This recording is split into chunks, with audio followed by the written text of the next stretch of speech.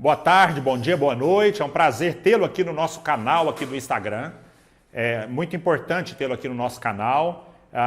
ICE Maracanã. Você é muito bem-vindo. Sempre lembrando a cada pessoa que isso aqui não é um vídeo, isso aqui é um culto a Deus. Então, quando você estiver assistindo a esse vídeo, que cultue ao Senhor, que utilize esse momento para um culto ao Senhor, abra o coração, abra a sua mente, ore ao Senhor, coloque-se à disposição do Espírito para que Ele possa falar ao seu coração. Deixa na descrição do vídeo uma pergunta, uma dúvida, um elogio, deixa o seu like, isso fortalece o canal, inscreva-se se não é inscrito e compartilhe o nosso vídeo. Pode ser que por meio dele você abençoe e você ajude a outras pessoas a cultuarem ao Senhor nesse dia. João capítulo 1, versículo 1 ao versículo 5. Na minha memória eu não me lembro, nesses mais de 20 anos de ministério, pregar nesse texto. Para mim é uma novidade. Talvez há alguns irmãos que fazem essas anotações. E pode ser que algum irmão diga, não, já pregou, pastor, pregou em tal dia, sim, mas eu não me lembro, de fato eu não me lembro. E a palavra belíssima da apresentação do Evangelho de João, que diz assim, no princípio era aquele que é a palavra, ele estava com Deus e era Deus. Ele estava com Deus no princípio.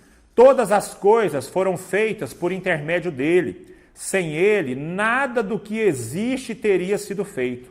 Nele estava a vida e esta era a luz dos homens.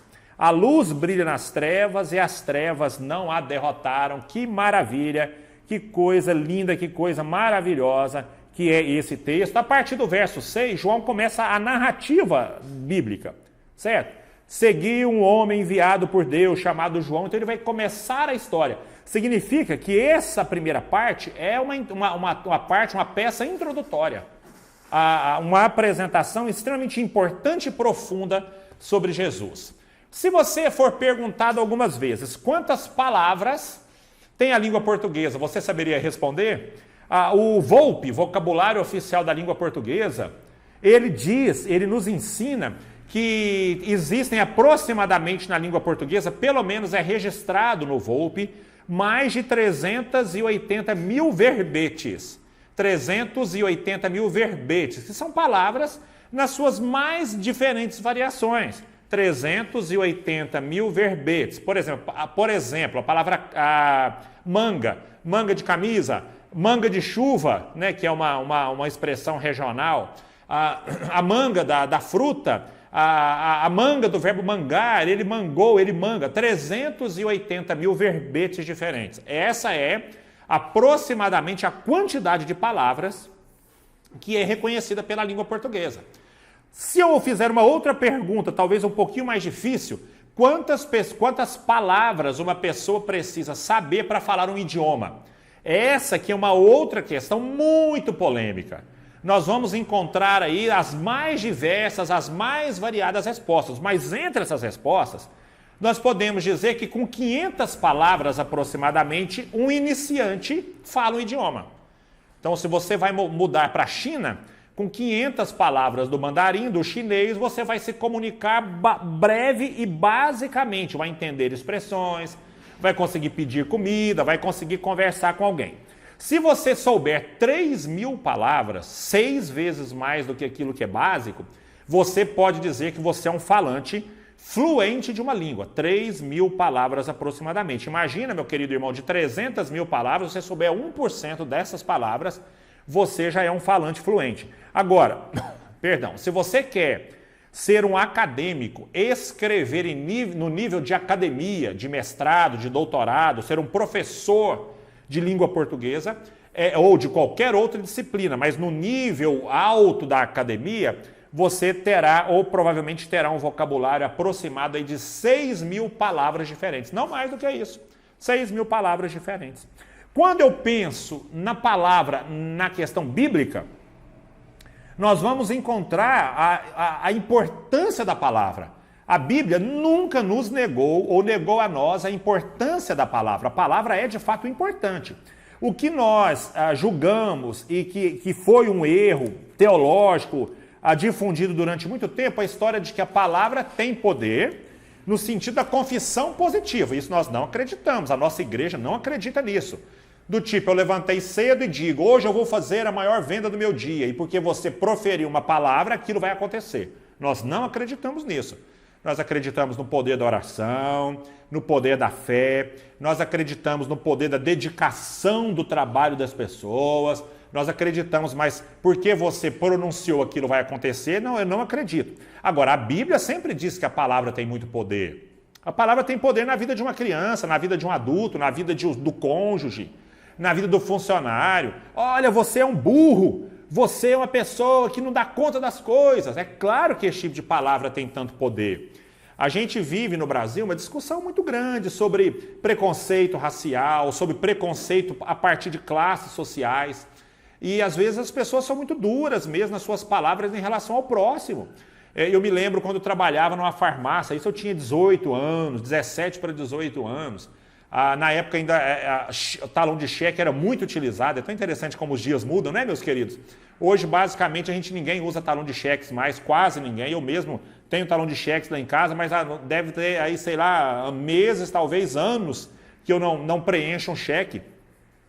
E trabalhava na farmácia e lá tinha uma regra que para uma pessoa comprar em cheque, ela precisava preencher cadastro. E chegou um homem muito arrogante na farmácia naquele dia. E eu me lembro, ainda menino, né, 17 para 18 anos, pedir os cadastros, e ele ficou muito nervoso.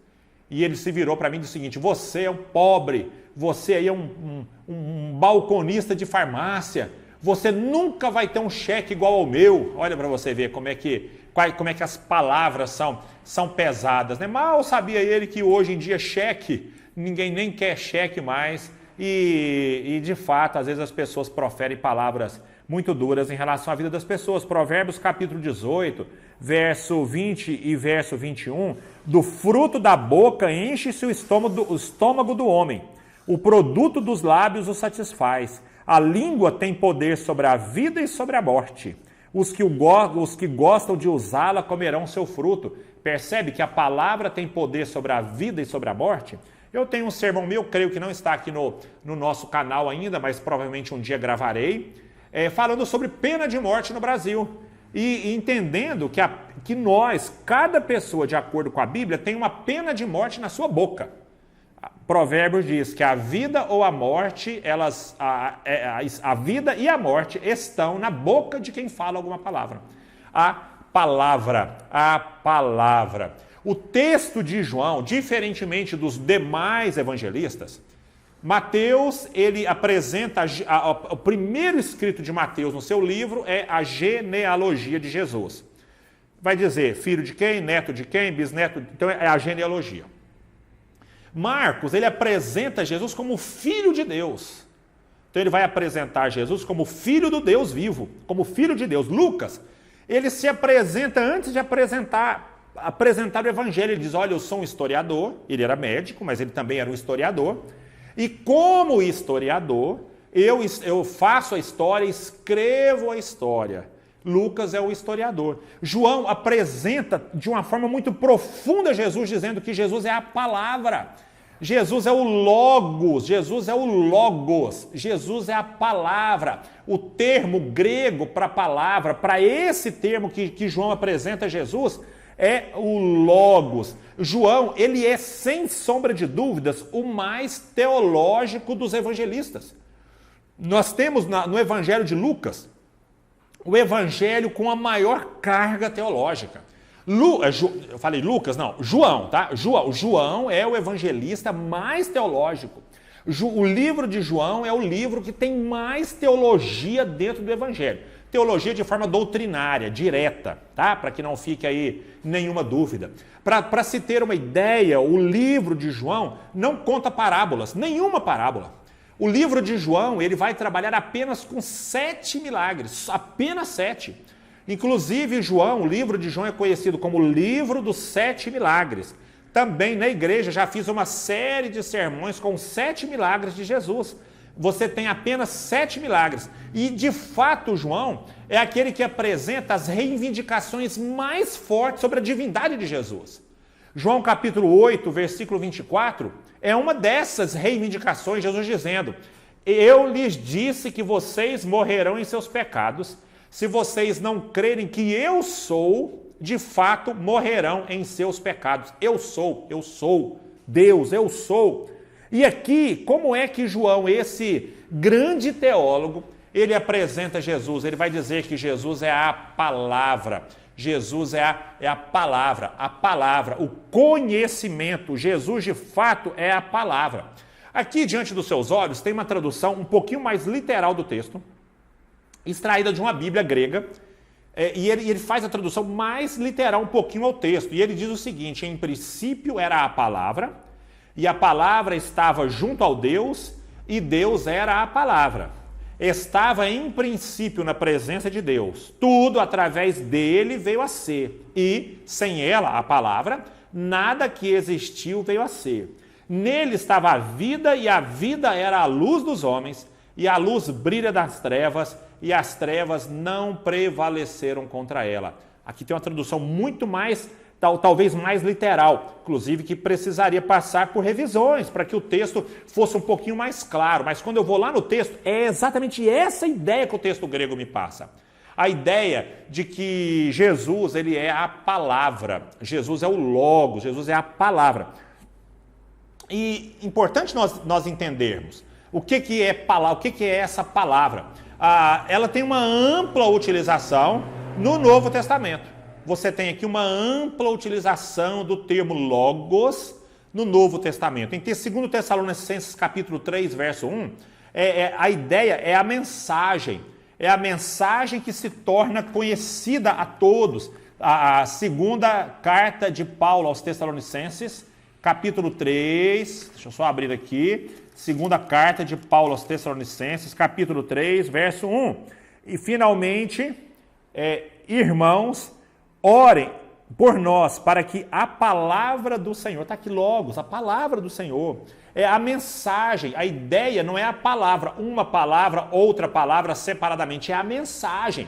Em Mateus 4, versículo 4, você tem esse uso, essa utilização novamente sendo feita. Queridos irmãos, há uma dúzia, algumas dezenas da palavra Logos no Novo Testamento. Mateus capítulo 4, versículo 4, você tem a mesma palavra sendo utilizada. Mateus capítulo 4, verso 4. Vamos ver? Aqui, ó.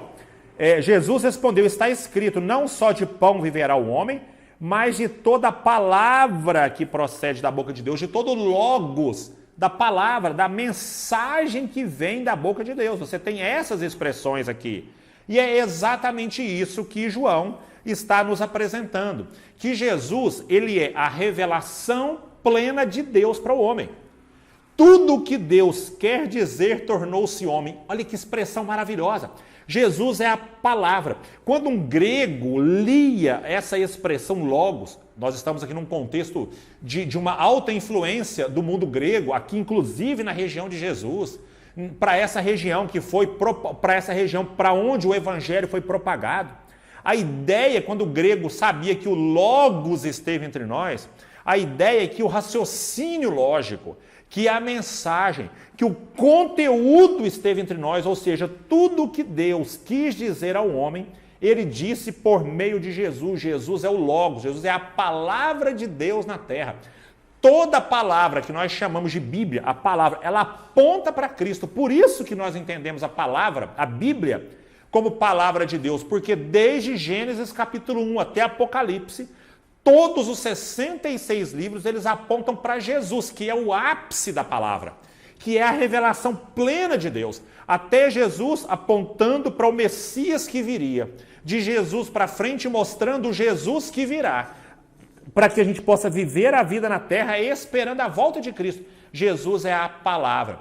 Tudo que Deus quis dizer, tudo que Deus gostaria de dizer para nós, tudo que Jesus, tudo que Deus, que o Pai quis revelar a nós, Jesus, ele é a síntese de todas essas coisas. Jesus é a síntese de todas essas coisas. Jesus é a revelação de Deus na terra. Então Jesus é a revelação de Deus. Tudo que Deus quer falar, falou em Cristo. Falou por meio de Cristo. E por que nós acreditamos na Bíblia? Repito, porque a Bíblia inteira aponta para essa palavra, para a palavra definitiva que chegaria com a mensagem plena de salvação. E eu quero, meus irmãos, entendendo claramente que Jesus é essa palavra, que Jesus é essa revelação de Deus para o homem, pensar em algumas informações muito significativas sobre a palavra de Deus, que é essa mensagem de Deus em forma de homem. É a palavra de Deus em forma humana, é a revelação, é o conteúdo, é a mensagem de Deus em forma humana. A primeira informação é que essa palavra não é um Deus, essa palavra é Deus. Quando João ele nos apresenta o evangelho dele, ele diz, a princípio era aquele que é a palavra, ele estava com Deus e ele era Deus. A ideia, meus queridos irmãos, não é que essa palavra fosse um Deus. Não, essa palavra é Deus. Essa luz, como ele vai dizer, que veio ao mundo para resgatar o perdido, é Deus. Nós não estamos significando a nossa fé em cima de um homem. Nós não significamos a nossa fé em cima daquele que olhou e teve uma revelação de Deus. Nós estamos significando a nossa fé em cima de Deus. Jesus é Deus. E nós, inclusive no meio evangélico, no meio cristão, vamos dizer assim, cristão de forma mais geral, nós toleramos muitas diferenças. Nós toleramos diferenças de liturgia, nós toleramos diferenças doutrinárias, nós toleramos diferenças sobre escatologia, sobre tantas coisas, mas nós não toleramos uma doutrina errada, que é a doutrina de Jesus não sendo Deus. Jesus é Deus. Jesus, o Evangelho de João, inicia aqui toda a sua proposta com Jesus sendo Deus. Quando você pega uma doutrina de Testemunho de Jeová, se tem um Testemunho de Jeová me assistindo, quiser deixar na descrição o seu comentário, quiser aí conversar comigo sobre o assunto, mas nós não enquadramos um Testemunho de Jeová no rol de cristãos. Por quê? Porque para o Testemunho de Jeová, Jesus não é Deus. Olha o que diz a Bíblia do Testemunho de Jeová, que é a versão Novo Mundo das Escrituras. No princípio era a palavra estava com Deus e a palavra era um Deus. Não, a palavra era Deus, não um Deus, como se existissem outras criaturas muito importantes como Jesus. Não, é o Deus, ele era o Deus. Quando Deus se apresenta a Moisés ali no deserto, ele se apresenta e Moisés pergunta, mas o que eu vou dizer para as pessoas? E Deus manda Moisés dizer, diga para as pessoas que o eu sou te enviou. O eu sou, ele tem uma característica da existência, da autoexistência e da eternidade. Então Deus diz para Moisés, eu sou. Em João capítulo 8, versículo 58, a palavra diz assim, respondeu Jesus, eu lhes afirmo, Jesus dizendo, aqui no mesmo evangelho de João fazendo essa narrativa. Jesus se apresenta para as pessoas e diz assim para elas, antes de Abraão nascer, eu sou. Jesus diz eu sou. Aí você poderia me dizer assim, não, pastor, a gente não tem como saber qual que era o real significado dessa palavra para aquela época. Como não, meu irmão? Quando os discípulos escutam e os judeus escutam, o texto vai dizer no versículo seguinte que os judeus pegaram pedras para apedrejar Jesus. Ou seja, os judeus entenderam claramente que Jesus se colocava no mesmo patamar do Deus Pai. Jesus dizia, eu sou. A palavra é o próprio Deus se revelando a nós. Hebreus capítulo 1, versículos 1 e 2. Há muito tempo, Deus falou muitas vezes, de muitas maneiras, aos nossos antepassados, por meio dos profetas. Mas nesses últimos dias falou-nos por meio do Filho, a quem constitui herdeiro de todas as coisas e por meio de quem fez o universo. Jesus é Deus e é por meio da palavra de Deus que se concretiza em Cristo que Jesus falou a todos nós. Quem morreu? Deus morreu na cruz. A minha fé está estabilizada e estabelecida e concretizada em cima de Deus, não de um profeta, não de uma pessoa importante, não de um anjo, não de alguém que veio com um discurso bonito, em cima de Deus. No princípio era o verbo estava com Deus e o verbo era Deus. Deus, Jesus é Deus. Primeira informação muito importante.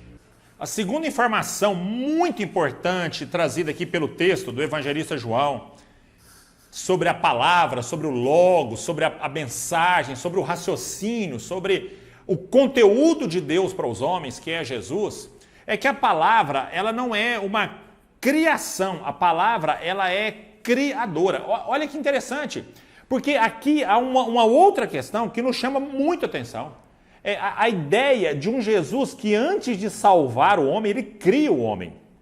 E às vezes a gente fica, será que Jesus participa da criação? Sim, por ser a divindade participa da criação.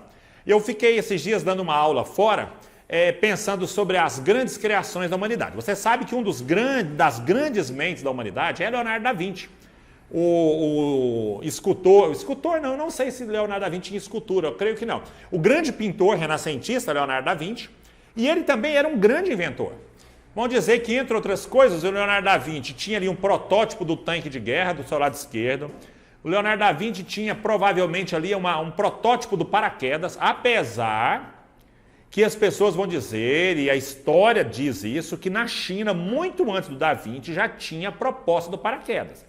Mas é atribuída a ele. Inclusive nesses papeizinhos amarelos, meio amarelados, que você tem aí o desenho do paraquedas, que era um caderninho com o qual o Da Vinci andava durante o dia, para que em qualquer momento que ele tivesse uma ideia, ele pudesse parar, desenhar e fazer as suas anotações. Muito interessante. Ou talvez a ideia sobre várias criações do Da Vinci. O helicóptero, por exemplo, pode ter sido um protótipo do Da Vinci. Mas a pergunta que nós fazemos para você é: quem criou Jesus? O Da Vinci pode ter criado muitas coisas e tantas outras invenções importantes da humanidade, mas quem criou Jesus? Jesus foi criado dentro do tempo? Teve algum momento que Jesus veio a existir? Tem algum momento que Jesus aparece? É claro que não, meus irmãos. O texto de João vai dizendo que Jesus é Deus. E como Deus, todas as coisas foram feitas por intermédio dele. Jesus não é criatura de Deus, Jesus é criador das coisas. Jesus não é criatura, Jesus é criador. Ninguém criou Jesus, Jesus cria as demais coisas. Colossenses capítulo 1, versículo 16, pois nele foram criadas todas as coisas, nos céus e na terra, as visíveis e as invisíveis, sejam tronos ou soberania, poderes ou autoridades, todas as coisas foram criadas por ele e para ele. Jesus é a força matriz da criação do universo. Jesus é aquele que cria, não apenas uma força que não é espontânea, mas uma força espontânea da criação. Jesus é criador. Isso me faz, como ser humano, perceber que aquilo que Jesus fez pelo homem, ele é duplamente importante. Duplamente importante. Jesus cria o homem e depois resgata esse homem que ele criou. Primeiro Jesus cria o homem, depois Jesus resgata esse mesmo homem. Há muito tempo a gente ouvia uma historiazinha, uma ilustraçãozinha muito bonitinha sobre esse fato. Diz que certa vez um menininho, que tinha pouquíssimos recursos, ele fez um barquinho de madeira para ele. Então ele fez um barquinho, trabalhou, cuidou, pintou, com muito cuidado, ele fez ali tudo com muito cuidado. E aí um dia, uma chuva muito forte, ele brincando com o seu barquinho foi embora. Ele foi embora na enxurrada, foi embora. Muito tempo depois, ele passando numa loja em determinado lugar, ele encontrou o seu barquinho à venda numa loja. É provável que alguém tenha encontrado o barquinho e vendido para a loja como um objeto a ser comercializado. Então a empresa, a pequena loja, então vamos chamar o Mercado Livre do mundo das ilustrações, ele colocou o barquinho para vender. E o menino, muito chateado, viu aquele barquinho, entrou e falou: olha, eu queria esse barquinho. Não, ele está à venda. Não, ele era meu. Não, ele precisa ser comprado. Então diz que o menininho volta, junta um dinheirinho, trabalha, faz algumas coisas, vai na loja, na empresa e compra o barquinho. Ou seja, ele já comprou o barquinho que foi criado por ele. Ele fez o barquinho, ele criou o barco, depois ele compra o barco. Resguardando, obviamente, todas as proporções da criação divina. Você tem essa história. Jesus, primeiro, ele cria o homem. Jesus não veio salvar uma criatura alheia à sua vontade. Jesus veio salvar um homem que foi criado por ele, porque todas as coisas no céu e na terra, as visíveis e as invisíveis, tronos ou soberanias, poderes ou autoridades, todas as coisas foram criadas por Cristo. Cristo é Deus, é um Deus que morre na cruz, é o mesmo Deus que cura, é o mesmo Deus que cria. Esse é o Deus que faz parte de toda a criação divina. Assim é. E a terceira e última informação muito importante do texto é que a palavra, ela não morreu. Porque a palavra tem a vida em si. A palavra tem a vida nela. Percebe que são 5 versículos muito pequenininhos. São 5 versículos curtos, pequenos. Meus irmãos, que tem uma carga teológica extremamente profunda. Que tem uma carga doutrinária extremamente profunda. A palavra não morre, mas ela tem a vida em si.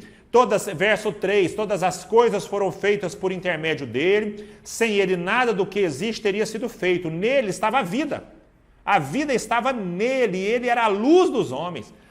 A luz brilha nas trevas e as trevas não derrotam essa luz. A vida estava nele. Preste atenção, não é que ele viveu, embora essa não seja uma expressão errada, Jesus viveu entre nós. Ok. Não é que ele tinha vida, que ele tinha a vida, a vida estava nele. A essência de Cristo é a vida. A vida é a essência. Jesus é a essência da vida. Jesus é a vida no seu primor conceitual. Jesus é a vida. Jesus é a vida. Eu sou a ressurreição e a vida. Eu não estou vivendo, eu não viverei, eu sou a vida, eu sou a ressurreição e a vida. E essa vida produz luz. Como Jesus, dele emana tudo que é importante. Em Cristo reside tudo aquilo que é perfeito, inclusive a vida, como Deus, como a palavra, o Logos, a revelação de Deus na terra. Jesus, nele está a vida, em Cristo está a vida, e essa vida é capaz de produzir a luz que é capaz de vencer qualquer treva. Jesus vence qualquer treva. Hoje em dia, não sei se os irmãos se atentam um pouquinho à tecnologia, se gostam disso, existe uma briga entre as marcas fabricantes de televisão para saber qual é a marca de televisão que fabrica o preto mais puro, mais escuro que pode existir. Você tem muitos problemas quanto a isso. A gente às vezes não sabe, mas como as TVs, no geral, as TVs de hoje, a maioria delas, as menos sofisticadas, elas trabalham com LEDs, que são pequenas lâmpadazinhas que acendem e apagam, produzindo a luminosidade que a gente vê. Como elas, às vezes, no preto, ela não apaga, ou tem alguma outra que faz uma sombra naquela que apagou. A maioria das televisões não tem o preto puro, não tem, vamos chamar, não tem a escuridão plena, não tem escuridão total, ela não consegue ter um preto totalmente preto. O preto é uma sombra do preto, ele é vamos chamar assim, um cinza muito escuro.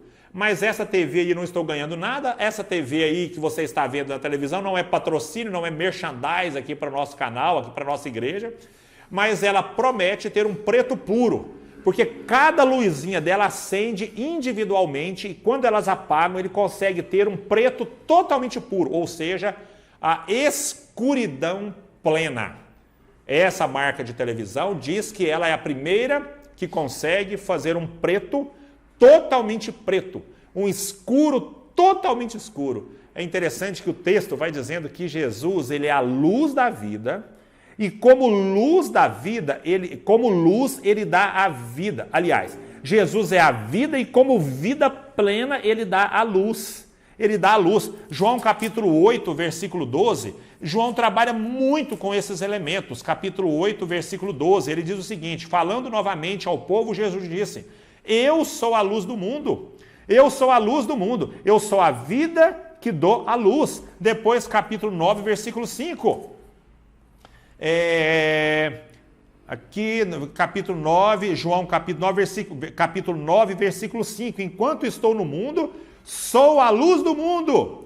Tendo dito isso, e aí ele continua aqui o seu milagre, curando, inclusive ilustrando a cegueira de alguém como escuridão, e ele sendo a luz. Jesus é a luz da escuridão. O mundo sem Cristo está na escuridão perfeita, está no preto absoluto. O homem no seu estado natural está na cegueira plena.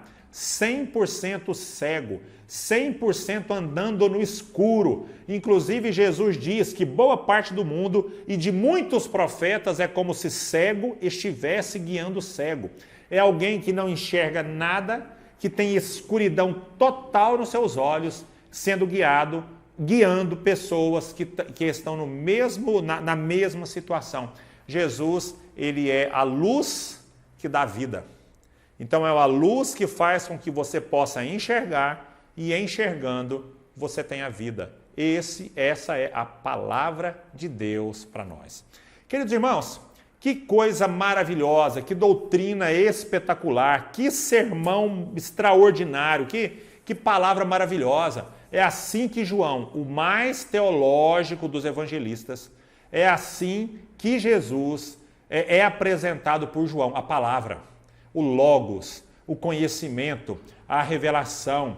Tudo que Deus quis revelar ao homem, ele revelou em Jesus, tanto para o homem caído, porque essa palavra é condenação para os que não creem, como ela é uma revelação para o homem restaurado, porque ela é salvação para aqueles que creem. A palavra que é Deus, a palavra criadora, a palavra que cria e a palavra que é luz para esse mundo caído. Esse é Jesus. Esse é o Jesus a quem nós servimos. Glória a Deus. Que palavra extraordinária de João, do evangelista João. Que Deus possa nos abençoar. Vamos orar? Deus amado, obrigado por esta mensagem tão profunda das Escrituras. É de fato, sim, coisa grandiosa demais, até mesmo para o nosso conhecimento. Entender esse Jesus como Deus, assim como Deus Pai, como Deus Espírito Santo, entender o Cristo como Deus, não como um homem, como um profeta, tudo isso também, mas um Deus pleno, um Deus que é vida, um Deus criador, um Deus totalmente Deus, 100% Deus. Meu Pai, que bom que nós podemos estruturar a nossa fé em cima de um Deus, porque Deus é aquele que não muda, que não se abala. Que a nossa fé esteja de fato não no pastor, não numa igreja, não em outra pessoa, embora tudo seja importante, nós nos ajudamos uns aos outros, mas que a nossa fé esteja solidificada no Senhor, na palavra, aquele que é a palavra de Deus, a revelação de Deus na terra. Essa é a nossa oração, pedindo por todos os presentes aqui no nosso culto e por todos aqueles que algum dia assistirão também a essa mensagem. Que ele se fortaleça na palavra da verdade, a palavra que é a revelação de Deus na terra. Essa é a nossa oração, pedindo pelos enfermos, pedindo por aqueles que estão esperando uma resposta importante de alguma coisa, por aqueles que vivem dias de tribulação, de luta, por aqueles que estão esperando um concurso, vestibular, uma nota, o ingresso em uma faculdade, em um emprego, por aqueles que vivem dias difíceis em casa, nos seus relacionamentos, e que o Senhor abençoe cada um deles e que essa palavra verdadeira tenha lugar central na nossa vida e na vida de cada um. Essa é a nossa oração, em nome de Jesus Cristo, e que o amor de Deus, a graça do nosso Senhor e Salvador Jesus Cristo, o consolo, a comunhão e o conforto do Espírito Santo possam estar com cada um de nós aqui nesse lugar, com todos os nossos irmãos em todos os lugares da terra, que seja hoje, amanhã e até a volta bendita e gloriosa do Senhor Jesus. Amém, amém, amém.